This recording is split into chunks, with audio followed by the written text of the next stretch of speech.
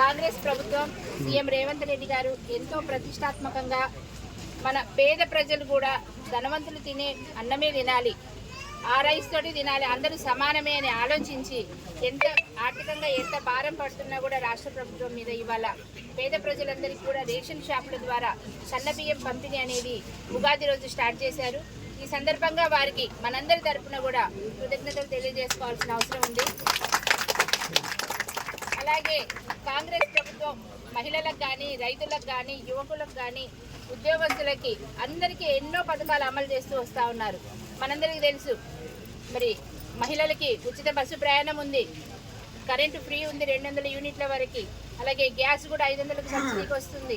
ఇంతేకాకుండా రైతులకైతే రైతు రుణమాఫీ అయింది, రైతు భరోసా వచ్చింది 5 ఎకరాల వరకు, ఇప్పటి వరకు ఇంకా మిగతా వాళ్ళకు కూడా పడుతుంది. అలాగే బోనస్ అనేది కూడా రైతులందరికీ ఎంతో లాభం చేకూరింది. 1 ఎకరాకి రైతుకి బోనస్ ద్వారా మరి 10 నుంచి 15,000 రూపాయలు ఎక్కువ వచ్చినాయి. అంటే ఒక్కొక్క రైతు 1,00,000 నుంచి 3 లక్షల వరకు కూడా వాళ్ళకి లాభం చేకూరింది.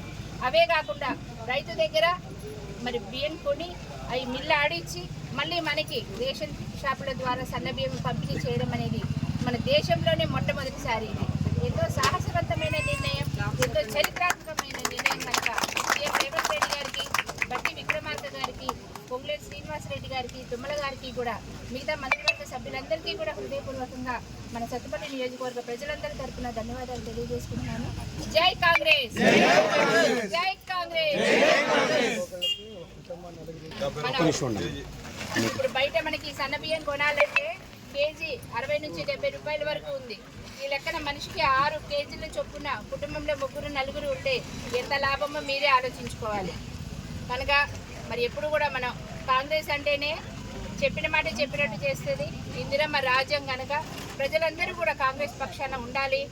మరి ఎవరైనా ప్రతిపక్షాలు చేస్తున్న విమర్శలు మీరు తిప్పికొట్టాల్సిన అవసరం ఎంతైనా ఉందని మనస్ఫూర్తిగా మనవి చేసుకుంటూ, రాబోయే కాలంలో కూడా మీరందరూ కాంగ్రెస్ పార్టీకి సపోర్టుగా మద్దతుగా ఉండి మంచిగా కనుక మంచి వ్యక్తులను గెలిపించుకుంటే ప్రతి పథకం ప్రతి రూపాయి కూడా మీకు వస్తుందని నేను మనవి చేసుకుంటున్నాను.